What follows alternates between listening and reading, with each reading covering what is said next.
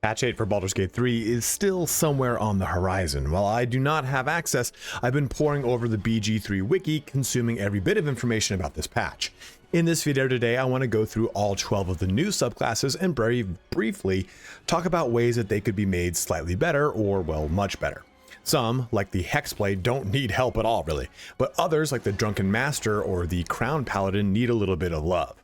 The purpose of this video is not to degrade any of these classes or put them on a tier list, but rather point out some of the weaknesses of others to hopefully get them tweaked prior to their launch whenever patch 8 comes out. So if there's anything on this list that I talk about that you're super excited about, don't feel like I'm trying to take the wind out of your sails.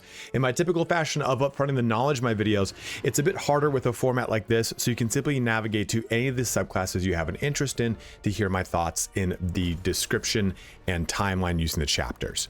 Pretty much the three I think need the most work are the Swarmkeeper Ranger, Way of the Drunken Master Monk, and Oath of the Crown Paladin. And it's more because of how their classes scale or the singular nature of their subclass than, you know, oh, these abilities are terrible, nothing like that. Like I said, this video is framed to be constructive rather than reductive. Also, I'm just desperate for patch 8 because I'm so excited, so this is how I keep my hype alive. But if that's all you wanted to know, please feel free to shut the video down and get back to waiting for patch 8 like I am. Before you head out, if you find the information in this video helpful, please don't forget to like, comment, or subscribe, as each one of those things helps me out in a huge way. Also, take a look at my Twitch, linked in the comment and description, where I will be streaming my new pure evil builds using the new subclasses come the patch launch. Let's get started here on how to improve the new subclasses in Baldur's Gate 3. So I unfortunately don't have access to the game, like I said before, so we'll be doing all this through BG3 wiki, since it's kind of like a bit of an op-ed type of piece anyway.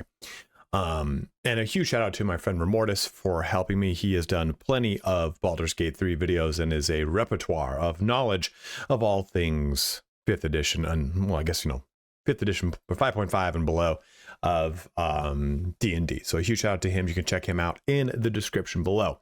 But our first one is here in Bladesinger. And Bladesinger is actually an amazing new subclass. It's probably the one I'm most excited for because of the Jedi/Sith build I have in mind that I will be making once I get access to the game.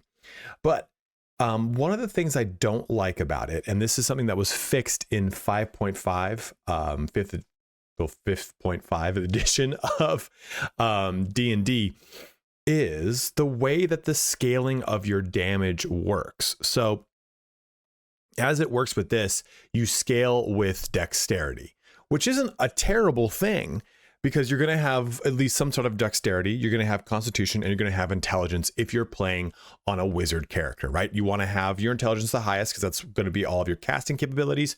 You want to have your constitution up there because it's going to help you with concentration, and it's going to help you with health pool, and then dexterity is going to help you with armor class, initiative, and what have you.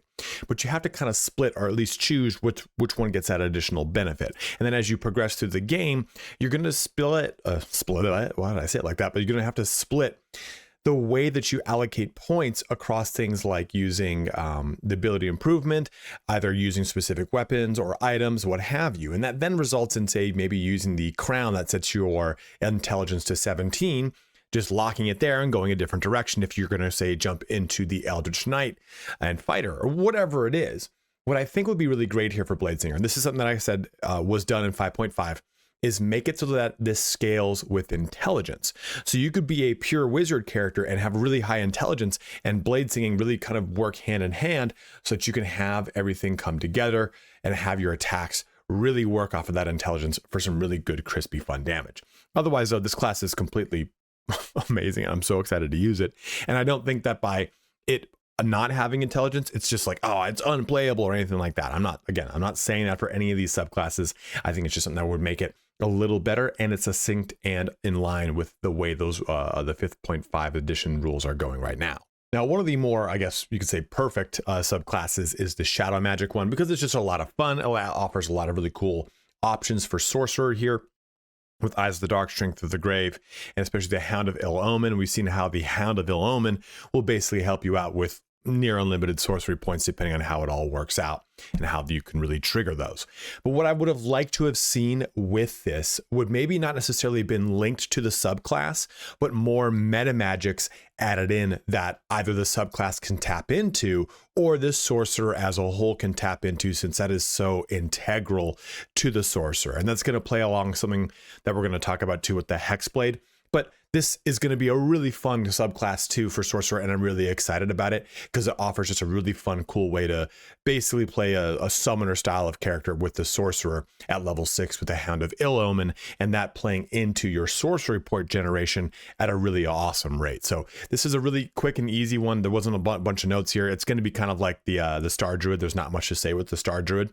So I'm really excited for the Shadow Sorcerer here to really play a big, I think Shadow Sorcerer is going to step up and really show its hand more so than, well, not more so, but Storm Sorcerer is like the default one that people go with if they want to just do a lot of damage as a sorcerer, right?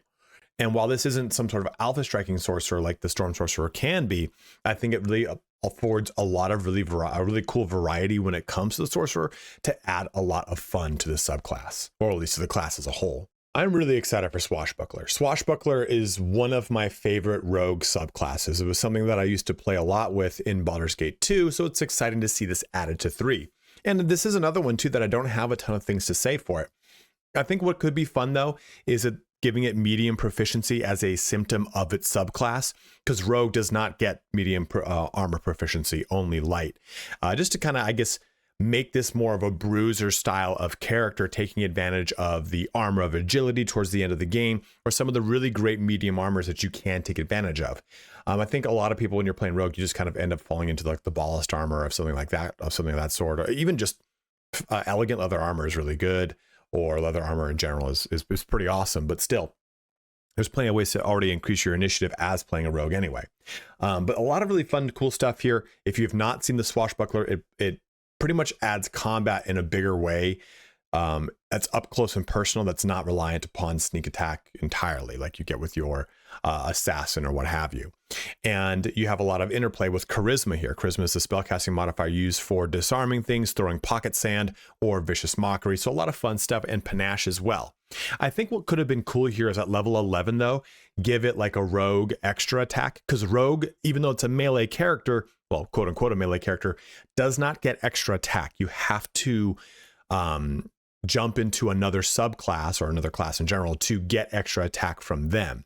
So it could be cool as a fun way to play a pure rogue to reward you. Hey, at level 11, here's extra attack. You can now take advantage of that as this character. Or it would be cool too to play around with something too, along with, hey, you can use an additional dirty trick a turn or something like that, whatever it is. But something I think to just give this more reward for going pure into it. So that's when you're going to pull out the advantages of panache here to get those benefits as well. I think this is the subclass everyone's most excited for. It's the Hexblade. Everyone's going to be jumping into it. I feel like I have it's in the party I have in mind for my pure murder hobo Dark Origins playthrough that we're going to do. And it's an amazing subclass. It's really good. But we got a patch to the patch that changed how Hexblade works. So it should be on here still, maybe. Okay, no, it's not. So Hexblade worked in the sense that you did not have to take Pact of the Blade because you were able to use Bind Hexed Weapon. And you had Hex... no, it's Bind Hexed Weapon I'm thinking of. Bind Hex Weapon, which would then do Hexblade's Curse, and it would set things to use your charisma as your damage profile. And then at level, I think it was either 5 or 6, you then got extra attack. That was a symptom of Hexblade. Now, as of a patch, you have to take Pact of the Blade as a Hexblade to get access to that special or that extra attack. And I think that is really unfortunate, because being a pure Hexblade is very rewarding. You get all the way to armor of curse of hexes here to play into that Hexblade curse. I think it's a really fun thing, and I really liked that. But now that we don't have extra attack in here, we lose the ability to spread more Hexblade curses, which then plays into our armor of hexes and all the really fun accursed specters that you get from those Hexblade curses. It requires me to take Pact of the Blade, which isn't that terrible of a thing, right? This is still an amazing class. You just simply take Pact of the Blade. But I think this plays into another point I'm about to bring up, is that we don't really get to play with Pact of the Chain or the Tome enough. You know, they're just kind of thrown to the side for quote unquote suboptimal builds, but I don't really think they're suboptimal. And I think that as a result too, I would have liked to have seen more invocations, much in the same way as I would have liked to have seen more meta magic. Just one or two more invocations, maybe one that's specific to Hexblade. It is worth noting though that if you go pure Hexblade, you can take advantage of. This isn't a Hexblade specific invocation, but Life Drinker is just that much more amazing, right? Because at level 12, your melee attacks deal additional necrotic damage equal to your charisma modifier. And that's just a really fun thing to take advantage of by going pure Hexblade. And I would have liked to have seen an invocation somewhere in the 7 or 9 that is not to be confused with 7 of 9, which was a Borg drone that was recently converted in the Star Trek Voyager series. If you ever watch it, I've just started watching it. But either way, it'd be cool to see something like Book of the Ancients here. You can inscribe magical rituals in your Book of Shadows, which is restricted to the Pact of the Tome. Something like this, where invocations are a little bit more robust, that are applied to specific packs to pull more out of them. Because I feel like once you really get the ones that everyone uses, which is Repelling Blast, Devil's Sight is a very good one, and the other one, Agonizing Blast. The rest just kind of, okay, if you want to go that direction for RP routes or whatever, it's up to you. I would have liked to have seen one more invocation added per pact that is unique to that pact, just like the Pact of the Tome one. So that I think would have made the Hexblade and thus the Warlock even better for going pure Warlock and or Hexblade. So Oath of the Crown. And this is probably the one that is our first one to talk about that's quote unquote a problem subclass. And I don't really think it is. I think it's a really cool subclass that offers a really specific style of play. The Oath of the Crown combines elements of all of our 3 existing subclasses, and it plays very similar to the oh man, what's the other the righteous one here, Oath of Devotion. You get very similar things here. Righteous Clarity, target yourself or an ally to additionally grant the target's proficiency bonus to their attack roll. Champion's Challenge, challenge the enemies around you, compelling them to attack only you. Any attacks they might make against other targets have disadvantage. So you get a taunt, which is similar to Compelled Duel, but it's an AoE. And Turn the Tide, shut out and heal all nearby enemy creatures. So pretty much these 3 abilities are more or less like, this is very similar to what you get from Oath of the Ancients. This is similar to something that you get from the other one, the one that I always like, Oath of Vengeance. And the Oath of Devotion one has something similar to this, but not necessarily. It doesn't give you proficiency bonus to attack roll. It's just an outright damage bonus when it comes to adding radiant damage. As I double check that statement. Call upon your oath, vengeful aura that deals 1d4 radiant damage. So something kind of similar here. So, or I guess maybe the one that turns your weapon sacred. But Oath of the Crown has all those benefits, which is cool. I mean, if you go with that specific class, it is a little bit better, right? Like Turn the Tide, for example, the Oath of the Ancients heal is better because it's a larger heal that happens twice. So there is that to be considered. And then you look at the rest of this. Command, Compel Duel, Warding Bond, Spiritual Weapon. They're all okay. Divine Allegiance is pretty cool here. You can use your reaction and basically turn into Cecil from Final Fantasy IV and jump in front of someone to take their damage, right? To magically substitute your own health for your allies, healing them by 2 times your paladin's level at the cost of taking 2 times paladin level radiant damage to yourself. So it's a pretty interesting way, but you have to be so close to take advantage of this. I would have liked to have seen this maybe at 10 feet, just because of the way that you're kind of always not really 5 feet away from things. What you really want to do with a build like this is you want to take advantage of the Sentinel Polearm Mastery build that people use to take advantage of using that opportunity attacks to shut things down, keep people around you, stuff like that. That kind of, all that plays really well together. But the biggest thing that this is not the Oathbreaker, sorry, that the Oath of the Crown has going for it is the Spirit Guardians. It's just such a good ability, and to have it added in here as an Oath spell it's kind of the thing that makes this a very strong Paladin build that enables you to go 9 levels into this and then sprinkle 3 levels into something else, because Spirit Guardians is just such a strong ability. So you have that open to you if you so wish. So I'm trying to tell you that the Oath of the Crown is terrible. It's that I wanted it to be Oath of Conquest because Oath of Conquest already is in the game.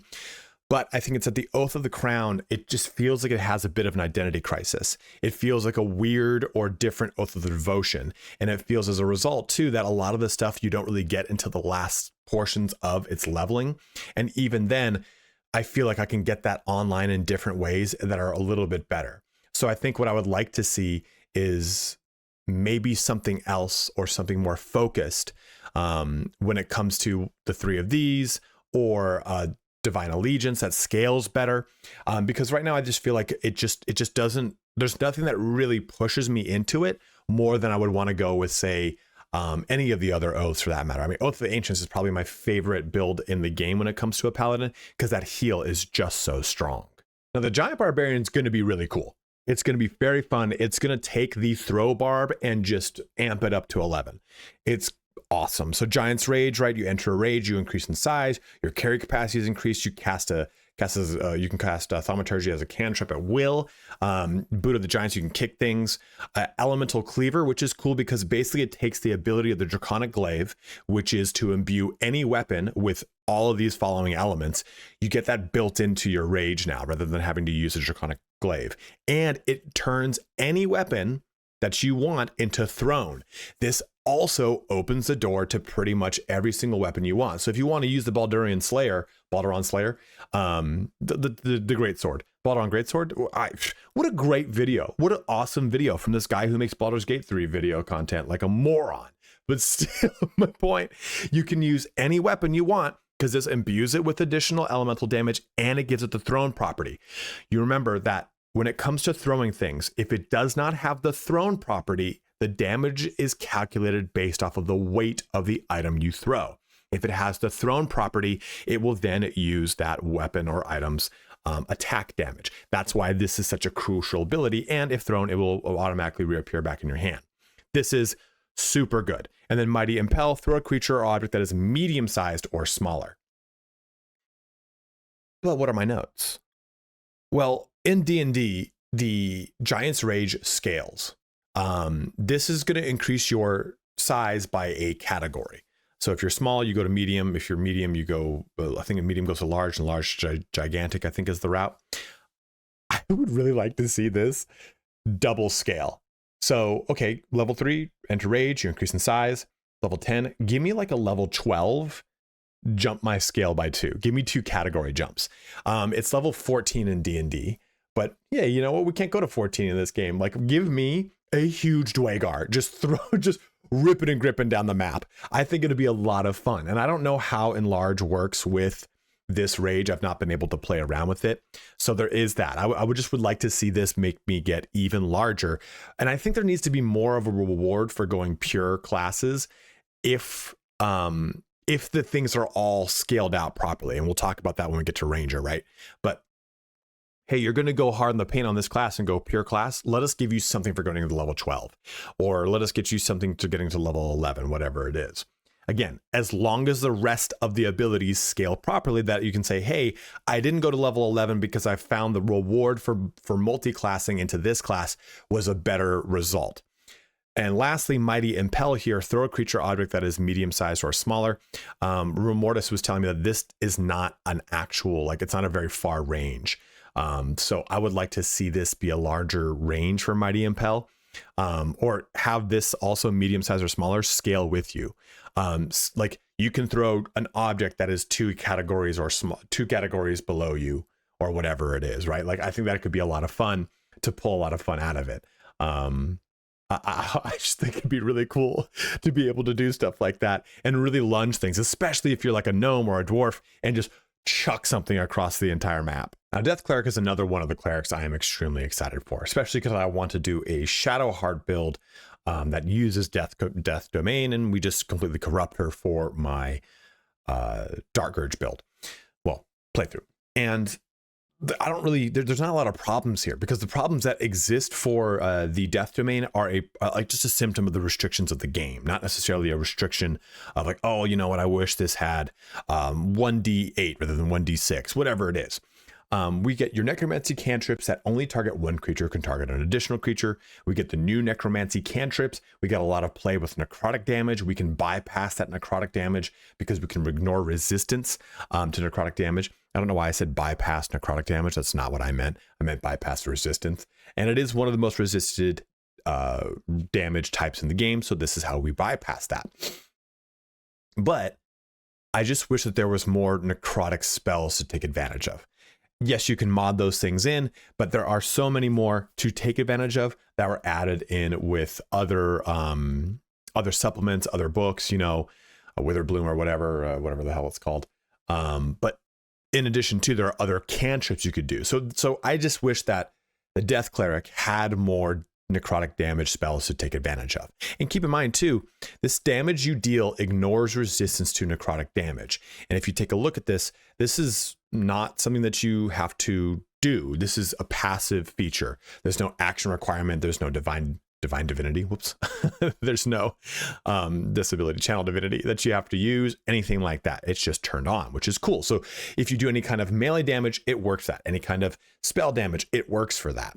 And you can then turn it in more over with Divine Strike Necrotic, because this is recharge per turn and it does not require you to use your channel divinity, but you can amp it up further with this Touch of Death. So there's a lot of cool things you can do. I just wish you could do even more with the Death Cleric. So maybe I'm asking for too much, but if you have any suggestions for Death Cleric, by all means, let me know. It's one of the ones that too, I was like, oh, I can't really think of much to say. So Drunken Master here is one I can think of stuff to say for, because I think it's a really cool subclass. It has a lot going for it. You're immune to the negative effects of being drunk. Once per day when you drink alcohol, you regain half of your key points, which is cool. And you get Drunken Technique, which basically gives you the ability to move 10 feet, you punch twice, and you can disengage. So you get a lot of ability from this ability. But your big thing here is Intoxicating Strike, which is going to cost you an action and a key point. You get about 13 key points for 12 levels of monk, I believe it is, or maybe it's just one or two above that. Hit a creature with your bare fist and possibly get them drunk. Now, I unfortunately do not know what makes them possibly get drunk. So if you do know, you have played patch 8, please go ahead and let me know.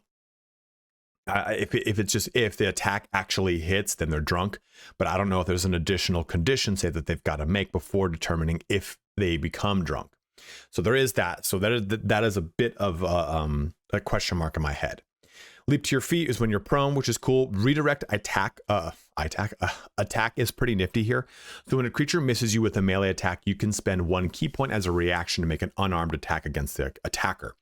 It's basically the Vest of Soul Rejuvenation as a passive ability that you get at level 6. So it's really cool, right? It has the ability, it just requires a resource to do it rather than just simply a reaction. So you do have that. It's a really awesome thing that you can take advantage of. Remember, you can only use 1 reaction a turn though, regardless of where that reaction source comes from. But the big thing that you want to do is use Intoxicating Strike to make things drunk, and then basically explode that with Sobering Realization. So Life of the Party is something that plays in between this. So every time Intoxicating Strike hits, the monk gains Life of the Party, which increases AC and attack rolls against drunk targets by 1 every stack. And then Sobering Realization is what you would use to then blow up those Life of the Party stacks. But it doesn't do any kind of scaling damage. So Sobering Realization here, it just does unarmed damage plus 1d8 plus wisdom modifier, which is still a considerable amount of damage. But you then lose your stacks of Life of the Party, which give you 1 AC and 1 attack per stack of it. And then you get Drunkard's Luck. When you make an ability check, attack roll, or saving throw, and have disadvantage on the roll, you can spend 2 key points to negate the disadvantage. There's a lot of key expenditure for basically some engine building that doesn't really scale.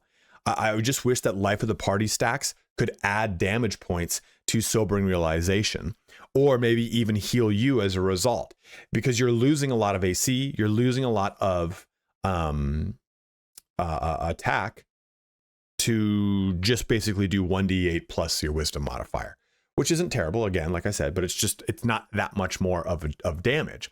I'd rather I got more support into the character, because there's not a lot of support here for defensive measures outside of Drunken Technique, which, don't get me wrong, is a very good one. You move 10 feet, you get disengaged, you punch twice, all for 1 bonus action and 1 key point. That's really good. But if I just want to punch things, it just kind of feels like I want to go with the open hand. Open hand, I can just simply put all my attacks into one direction of damage, right? Either necrotic, radiant, or psychic. And then I can play off that even more without worrying about sucking away my key points, and then give even further damage to the specific modified damage type through whatever gear I want to use, again, without using my key points, saving my key points for stuff like resonance and what have you. I think Drunken Master, when I first looked at it, I did not like it, but then I kind of saw the loop of it, right? It's an intoxicating strike. You use this, you build up, and then you use your Sobering Realization. You use your Life of the Party as some sort of damage mitigation. In the meantime, I just don't like that you lose the damage mitigation of the armor class and the attack roll bonuses from Life of the Party without any gain to Sobering Realization. If you stack this up by, like, let's just say, is there a limit? Does it say there's a limit? There's just, okay, yeah, it can stack. So let's just say you stack this up to 5, and then I lose 5 AC and 5 attack roll for Sobering Realization. It just doesn't seem worth it. I'd rather just stick around and keep using Intoxicating Strike or even Drunken Technique in unison, rather than trying to pull that just simply 1d8 plus wisdom damage bonus at a Sobering Realization. So we'll follow up our longest section with probably our shortest section.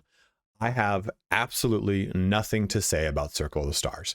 I think it is really cool. I don't think it's like, it's not one that I'm super excited about, but I don't look at this class and go, oh man, this really needs this thing or that thing. Like, I look at Chalice Healing. That's our healing ability. I wish maybe that this scaled a little bit sooner, but 1d8 plus wisdom modifier then scales to 2d8 plus wisdom modifier. Works for me. Luminous Arrow here, it scales as well, 1d8 plus wisdom modifier radiant damage, which you can scale using all the radiant armor in the game, all the radiant, like the luminous set. Then it scales again to 2d8. That's sick. Starry Dragon form here too, with Dazzling, Razzling, Dazzling Breath. That scales as well for more radiant damage, and that scales twice. So I really don't have anything to say. I think it's a really solid thing. You're going to get Guiding Bolt. When I say I'm not excited about it, I just don't have any builds in mind for it off the top of my head. I think it's a really, really cool subclass though. And I think it scales really well. I don't think there's any issues with it at all. So if you have any notes on this one, go ahead and let it be known in the comment section below. College of Glamour is another subclass that I did not think I was going to like at all. On first blush, I just like, but now that I've got more information on the wiki really to take advantage of, I can understand it better. And I think that it actually is going to be pretty fun. Mantle of Inspiration here, imbue 2 allies with your vigor and grant them 5 temp hit points. We did not know this scales. Now we know it scales. Part of my problem here is with the scaling. If they're hit with a melee attack, the attacker becomes charmed, which is cool. Again, I don't know how guaranteed that charm is. I don't know if anytime someone says it becomes charmed, they have to actually make a charm save roll to get this condition applied to them. But this gives me 5 temp hit points, then 8, then 11. I wish this just scaled 8, 11, and 15, because 11 temp hit points at level 10 is just really not much at all. 11 temp hit points is probably not even a full hit at level 10. 15 temp hit points is at least about a full hit from a lot of the things you're going to experience chaff wise. I feel like it scales with the difficulty of the game better. Or maybe if there is even a further scaling point at level 12, if you wanted to go pure bard here. Again, giving some sort of reward for going pure into a direction, I think it's a really cool way to really spice up these subclasses. But 5 temp hit points, just for me personally, I'm using a bonus action and 5 bardic inspiration charges. It kind of sucks. The thing you want from it is charm. I get that. I understand that. But what we're saying here is this is only active while those temp hit points are active. So I target 2 allies. I put 5 temp hit points on everything that's charmed. 5-10 hit points is basically a hit, maybe a half a hit.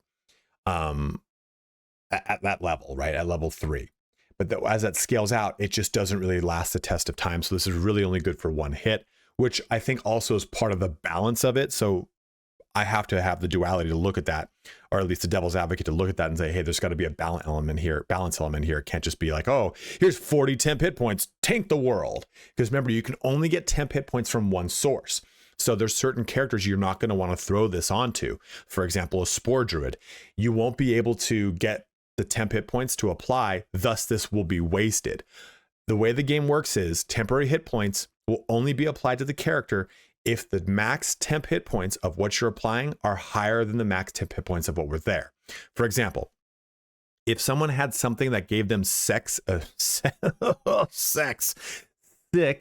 temporary hit points, and I went to cast this on it, it would not apply to the character, even if there was only 1 of 6 of those points left. So you have to have more temp hit points than are available. So I'm not really necessarily saying that the temp hit points on this are low, that it's not going to be a benefit. I'm saying that the temp hit points are so low that there are too many things that would not either overwrite it or not allow it to apply. So that's my problem with Mantle of Inspiration. But Mantle of Inspiration's big thing is that you can follow up with Mantle of Majesty Command. Command a creature to flee, move closer, freeze, drop to the ground, or drop its weapon.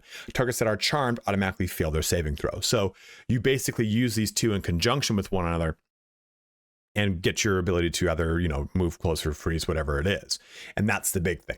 This does scale though, in that it does increase to 4 targets at level 10. And that's really cool because you can do your entire party with the Mantle of Inspiration. It's just, you need to be mindful of your temp hit points and where that's coming from and making sure that you can actually get this to go off. You don't want to waste a charge here of Bardic Inspiration, which, to be totally fair, you get plenty of them as a bard and plenty of ways to increase them and have fun with that. But that is my gripe here with the College of Glamour. And now I see how these two work in conjunction. It is very fun and powerful. I think it could be really used awesomely, especially with a lore bard, which has already tons of ways to lock things down using CC in the game, or crowd control. The Swarmkeeper. It is a ranger. And I think it suffers from the same issue that the Beastmaster does, in that the scaling of it feels off. So the Swarmkeeper has access to Gathered Swarms, Legion of Bees, Cloud of Jellyfish, and Flurry of Moths. And they give you deal 1d6 extra piercing to the target of your attack, 1d6 extra lightning, or 1d6 extra psychic. So it's kind of like Way of the Open Hand, right? Where it allows you to do psychic, necrotic, or radiant. Well, this allows you to do piercing, lightning, or psychic, which is really fun. Also, you get a utility too here, right? Push the target, shock the target, blind the target, whatever it is. So you get that capability. It scales 1d6. That's not a ton of damage towards the end of the game, but that does also scale as well. So we'll talk about that in a sec. Get Riving Tide, so condense part of your swarm into a mass that lifts you up, gain a flying speed. So regardless of which 3 you use, you can then fly at level 7 with this, which is cool. And you get Gaseous Form. So you can really have a lot of fun using this in conjunction with a Arcane Archer, which we're going to talk about in a bit. You put Arcane Archer, 7 levels of this, and then the rest in the Arcane Archer, and you can fly around and do all sorts of cool, fun abilities. That's what you really want to look here. But Mighty Swarm is what happens at level 11. So there's your reward for going pure Ranger. And like I said, I do like there to be some sort of reward here for going hard in the paint in one direction of a class. So now the 1d, rather than 1d6, it's 1d8. Its special attacks has 1 additional feature, and teleporting with your swarm now also increases your armor class. So there are now a lot more utility. So you blind and slow, shock and disarm, push the target of your attack and make them prone. So there is a lot more to this. I just wish this happened like 1 level sooner.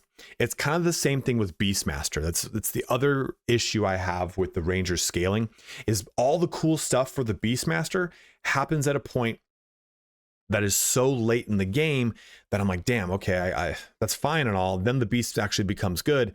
I just wish that, like, Bestial Fury grants all your companions an extra attack. Give that to me at level 7 rather than at level 11. Make the scaling of my Beastmaster match the scale and power creep of the game. because a creature that is not doing extra attacks, that is a melee creature, after level 5 falls in its usefulness very quickly. This, I have to wait till level 11 to turn that on, and I find that that is just such a pain in the ass. It's kind of the same thing here with the Swarmkeeper. Give me that damage bonus right here at level 9. Or give me, oops, why is this all locked? Thank you. Okay, cool, great. Give me an additional utility at level 9. Give me that additional AC at level 9. Give me something that rewards me for wanting to stick harder into this, or gives me a lot more power, rather than simply saying, okay, you get the initial power of this class and it doesn't get touched again until level 11.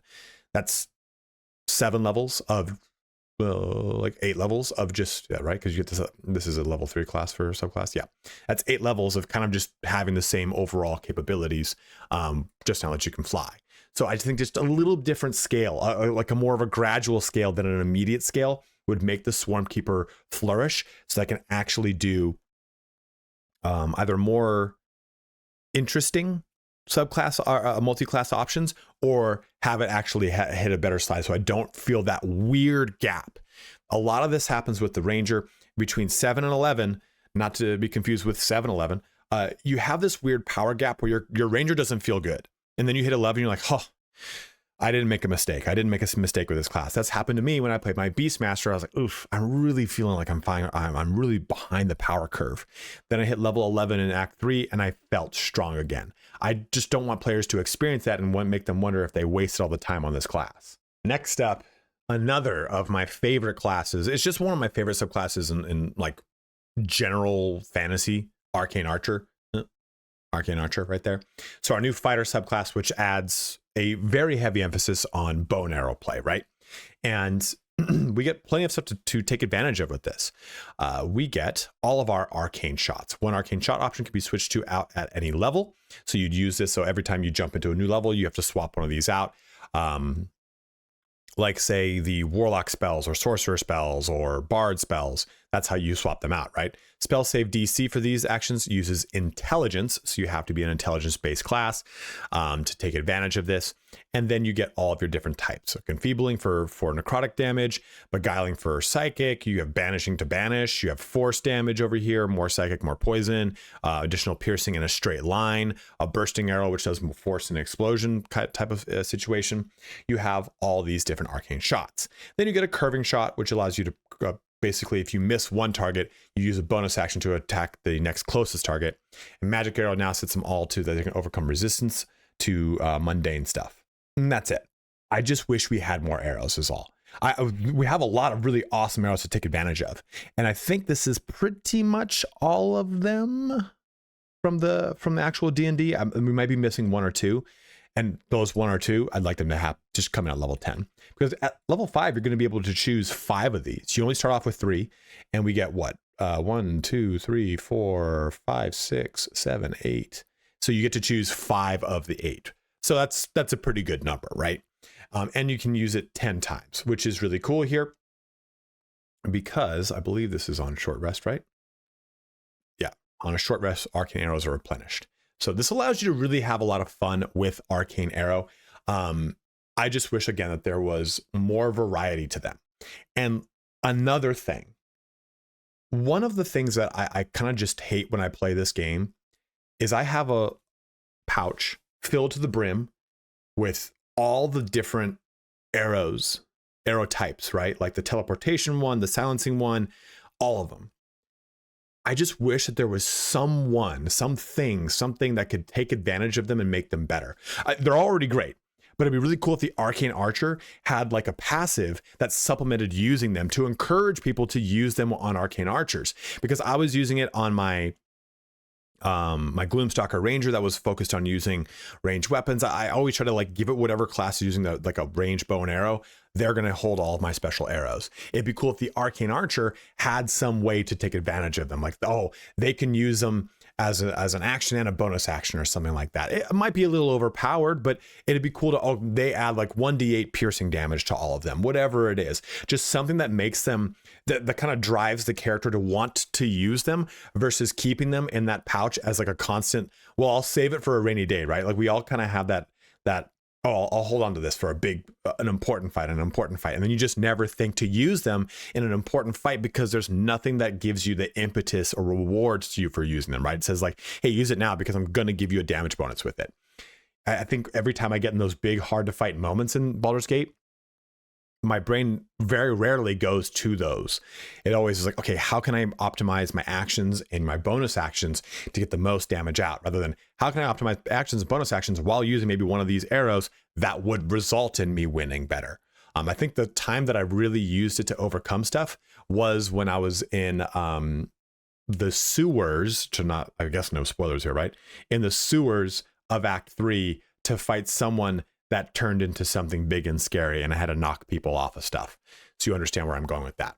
But love to see if the Arcane Archer could possibly take advantage of all of the arrow types in the game. But at that, it brings our video here to a close. Now, we covered some of these in more in depth than the other, right? Because I don't think all of them need help. And even the ones that I think need help, I'm really just asking for like tweaks on the approach to things or the scaling of things to make it so there's no gaps in something, so they have better support, whatever it is. And if none of these things get done, it won't matter. The game is still going to be fun. It's a single player narrative game. You get to choose how you accomplish everything in this game, and it is going to still be just fine. This is mainly me talking about things that I'm excited to explore, and maybe because I'm out of content to do because I'm in the middle of a content drought and this is the only way I can try to sustain my livelihood, but still that's neither here nor there. But my point remains, each and every one of these subclasses is going to have a place, and it's going to have a cool place, even though I don't like elements of the Devotion of the Crown, whatever the Crown, Devotion of the Crown sounds like a romance novel. Oath of the Crown. I still think it has a really cool tank role that you can have a lot of fun building out a very specific one. Even though I think maybe the Way of the Drunken Fist needs some tweaking, I still think that the gameplay loop that Larian has created of using the strike, then getting the life of the party, then blowing those stacks up to do damage is going to be very fun. I still think that all of these things are going to be great, but just little tweaks here and there. Go ahead and let me know in the comment section below what you would change if you could change any of these. But as always, guys, thank you so much for watching here today. Have a good one and take care.